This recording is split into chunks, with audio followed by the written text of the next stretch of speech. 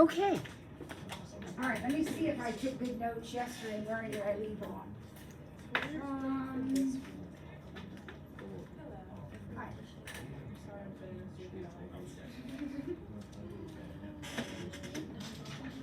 Did I already check your pink sheet? Did I already check your pink sheet? Yeah. Like I just. Oh, who are you? Oh, were you here yesterday? Okay. Oh, yes, you were in my house. So mad. She said, I'm not finding Oh.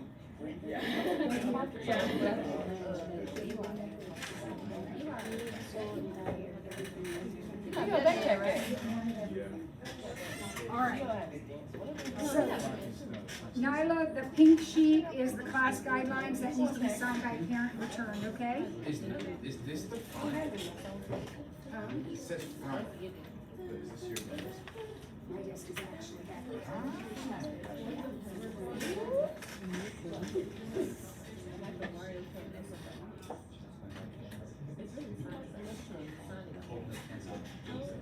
All right, so let me see, where did we stop? Oh, we're ready for number 3? Okay, so let's go. We have a lot to do. We're going to get as much done as we can before lunch, and then we will come back and pick up where we left off. Write as an inequality. So yesterday, we talked about the interval notation, right? So we know, oh my, B is a mistake. That should be negative infinity, comma 3. Doesn't make any sense the way I wrote it. Put a negative in front of that. And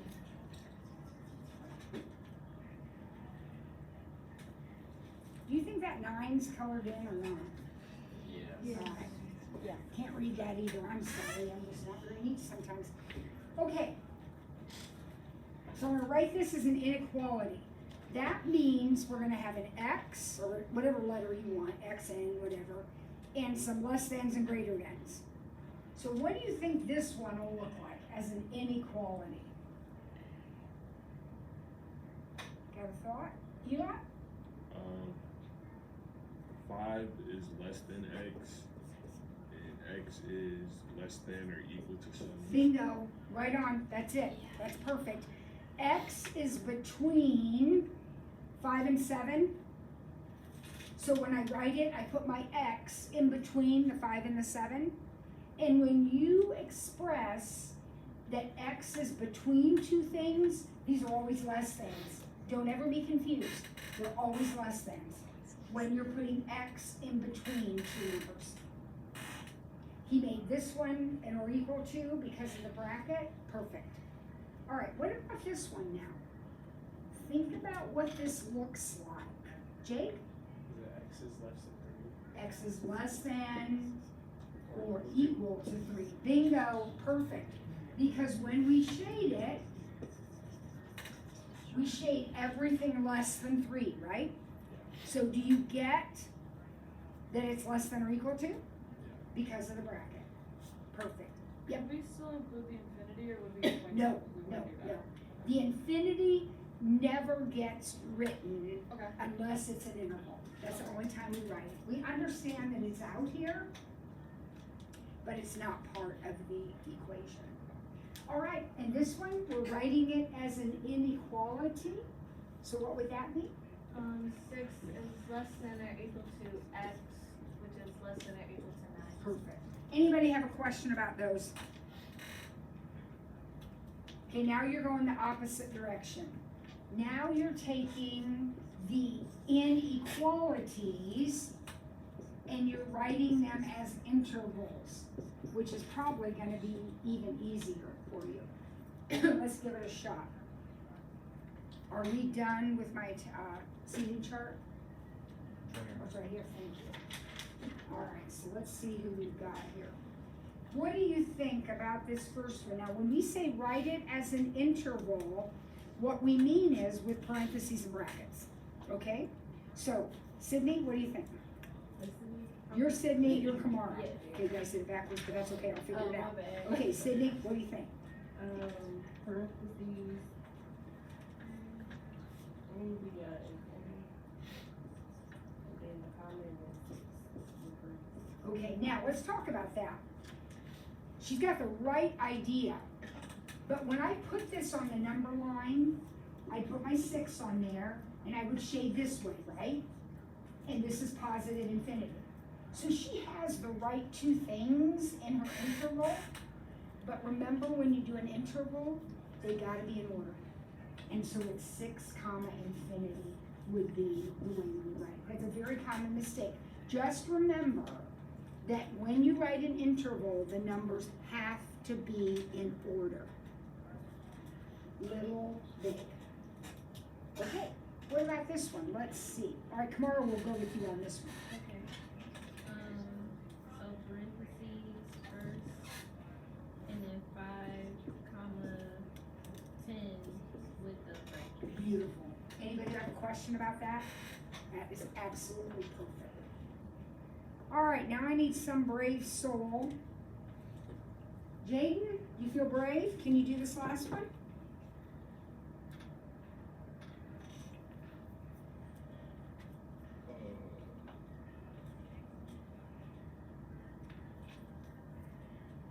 Think about what it looks like, Jaden, if you graphed it. You'd have a solid dot at -7, and we would shade it this way. Now, this end of the number line is negative infinity, right? So when I set up my interval, my numbers have to go in order. So it's gonna be negative infinity, -7. They have to go in order, so since I shaded this way, I gotta start with my negative infinity. Now, since it's an or equal to, what sign will I put here, what symbol? Bracket. And since it's an infinity, it's always parentheses, always open with an infinity. Everybody okay with that? The ones with the infinities can be a little bit tricky. I think if you put it on the number line, it might be a little easier for you to check. All good? All right, number 5, distributive property. Good grief, you've done this since you were a little kid. You've got this. This is doable for you.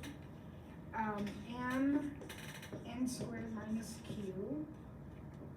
And 3x squared y minus 6xy cubed. All right, who can distribute this for me? Charlie, can you distribute this for me? Yeah, so it would be mn squared minus m cubed. Everybody okay with that? You know what distributive means, right? Perfect, beautiful. If you got a question, you need to ask it. I don't wanna go too fast, but that's not too bad. Now, you're looking at this one and thinking, distribute, there's not even a parentheses there. Distributive works both ways. Distributive works with, like what you think traditionally of distributing, but factoring is also distributive. So in this problem, what can you factor out to create a parentheses? Katie? 3xy. She's gonna take out a 3x and a y. Remember, you can only take out what you've got. So she says every term here has a 3, an x, and a y. So I'm gonna take it out. Well, Katie, if you do that, what do you have left here for your first term? Just x. Just an x. And then the minus sign, and then what do we have left here? 2y squared. Perfect. That's it. If I'm not sure she has the right answer, I can check it by distributing it back and ending up with that right there. I think she's right there. I think you're right too. Everybody okay? Right now, our least favorite part. Nobody likes the properties, but we've got to review them. So I'd like you to look at that set.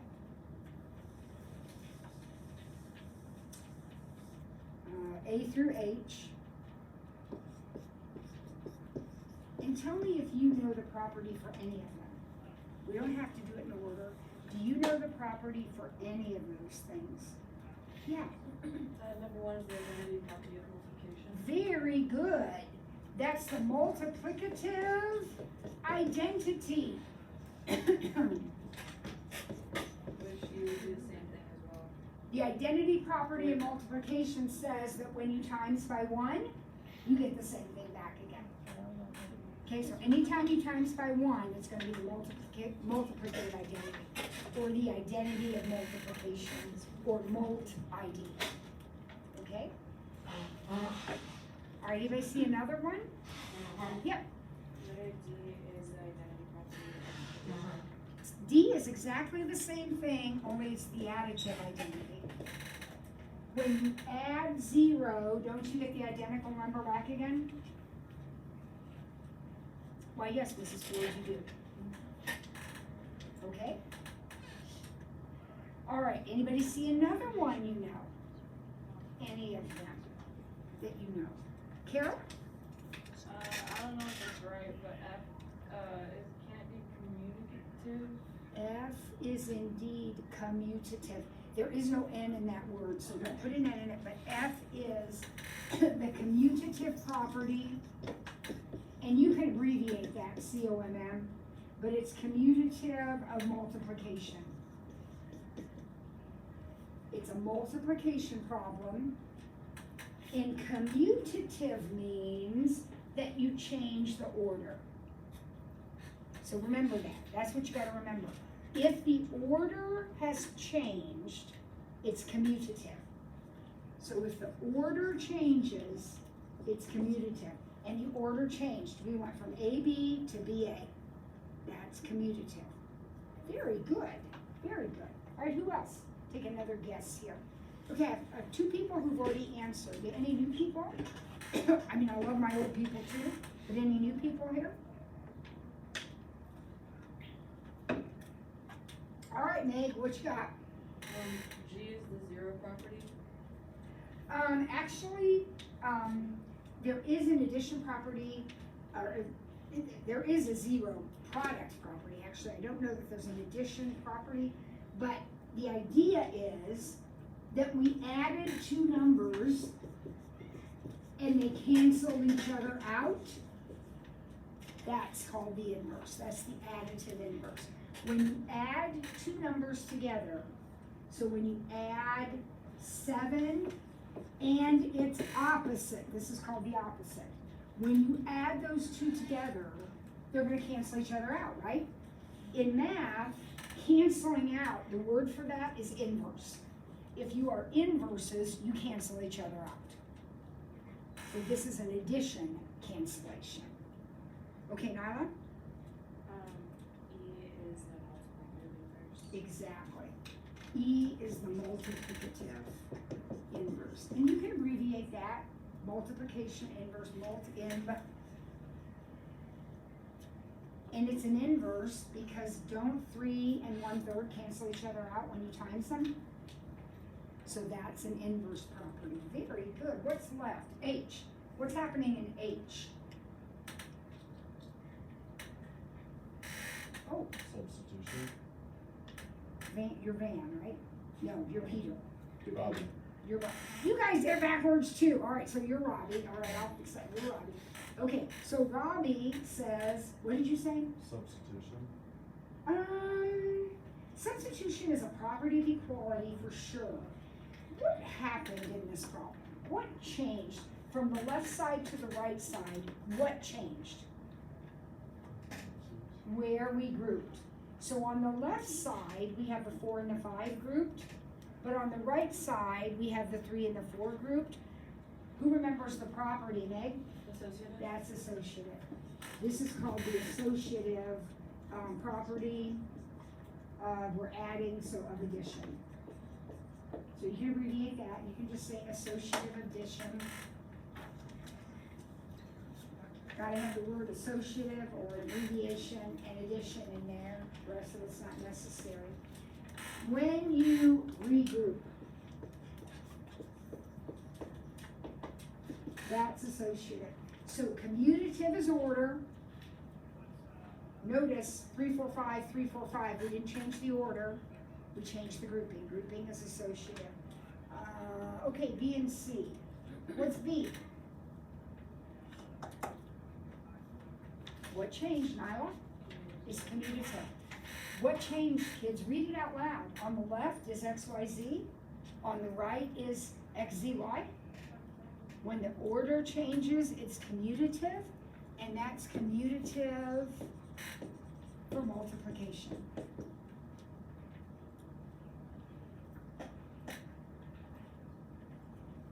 Eli? Is he associative? It is.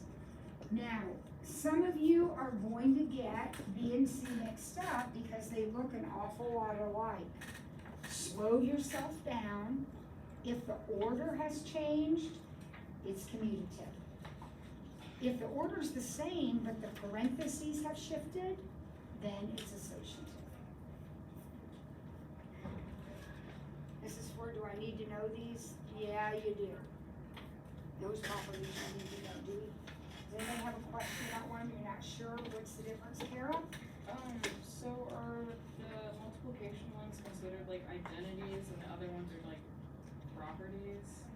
No, the identity, it's called the multiplicative identity property. Okay. We just don't stick the word property on it, Okay. but it is a property. Okay. Yeah, all these are properties.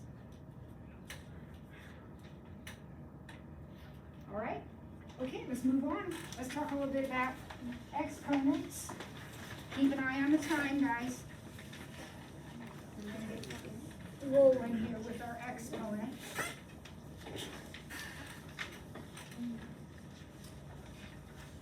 I'll say this a million times, you'll get tired of hearing it.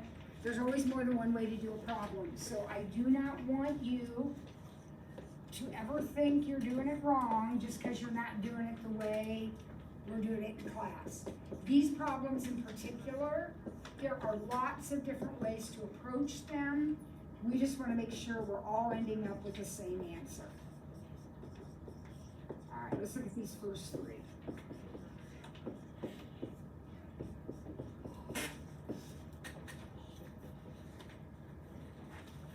Someone just yawned, breaks my heart. Must be because you're hungry. All right, not because you're bored. All right, this problem right here, what's your thought on this? She says, we're using that word distribute a little loosely, but she says, I'm gonna take this exponent and apply it to everything. That makes perfectly good sense. So what do we have on the top? Oh, whoa, whoa, whoa. 27. Oh, I wish I had a dime for every time that mistake gets made. It's 3 to the third, right? Which means 3 times 3 times 3. Okay, over x to the 6th. Now, we get confused sometimes with these exponent properties. I want you to think about what you're doing. You're taking x squared and you're cubing it.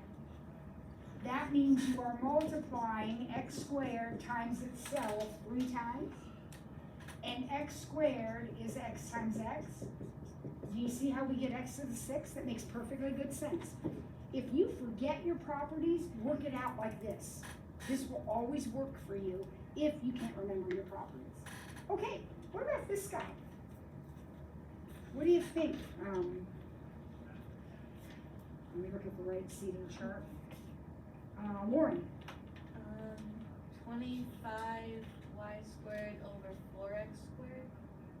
Okay, let me try this. 25y squared over 4x squared is what you said, right?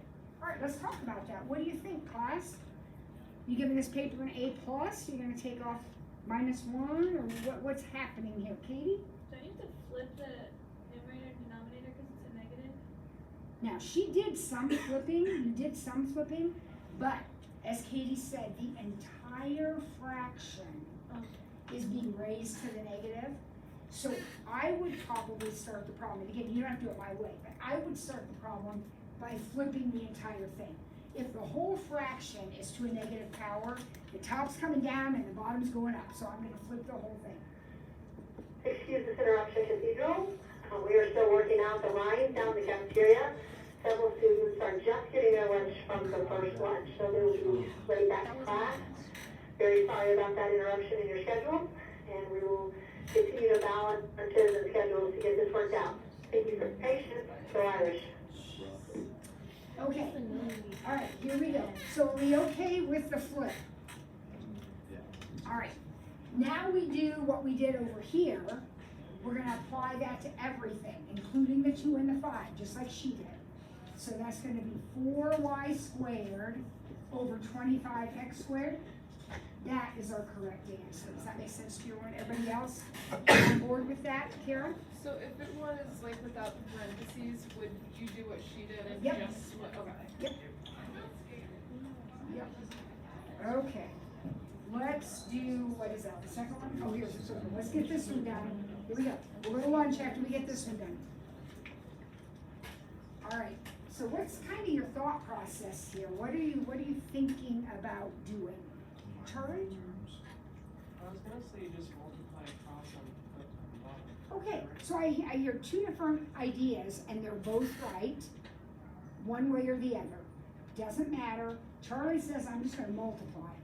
So if I multiply straight across, which is the way I multiply fractions, I'm going to have 15 x to the 3rd, y to the 6th.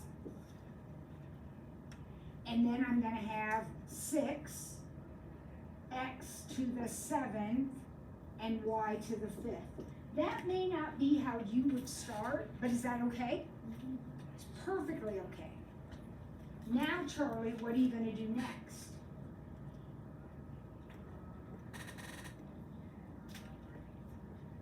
Oh, do you have to divide the exponents? Well, somebody earlier said collect like terms. Again, that's kind of loosely said, but it means somehow put together the like things. So first of all, we got 15 over 6. Reduce it. It's a regular fraction. 15 over 6. What does that go down to? 5 over 2. Now, look at your x's. When you've got x's on the top and the bottom, things are going to cancel, right? So 3 of them on the top and 7 of them on the bottom. Who has more? The bottom. How many more? 4. So you're going to x to the 4th on the bottom. It just makes sense. Think about canceling. You're going to have 4 left over down there. And then what about the y's? 1 y on the top. So, no matter how you arrived at that, that's the right answer, and that's where we want you to get. Oh, look, she gets her right time for lunch. Okay, Sorry. so I know things are a little bit crazy. I need you to get your lunch, go to the restroom, do all the stuff you need to do, and I want you back in your seat at 50. I'm giving you 5 extra minutes. Use them wisely. Back in your seat at 5:50. If you're in, you haven't finished your lunch, bring it with you. You need to be here at 12:50. So we can bring our lunch here if we don't Yes, get yes, yes. You're in here at 12:50. Okay? So, Lauren, or no, you're not Lauren, you're Allie. That's okay. Let me get that marked. And then you need to go to lunch. Yeah. And then, I'll watch the video. come back. Okay, this, you are right here, Allie. Yes. Is that my seat? Got it. I don't think they marked you down for a seat. So yes, let's make that your seat. Okay. Or do you go by Allie? Yes, I do. And it's Gregor. Yes. I didn't know Gregor last year. That was me. Oh, you're the same one? Yeah. You look so different. Oh my God, Yeah, welcome back. Thank you. Oh my gosh. Yeah. Hi. You look wonderful. Thank you. Oh my God.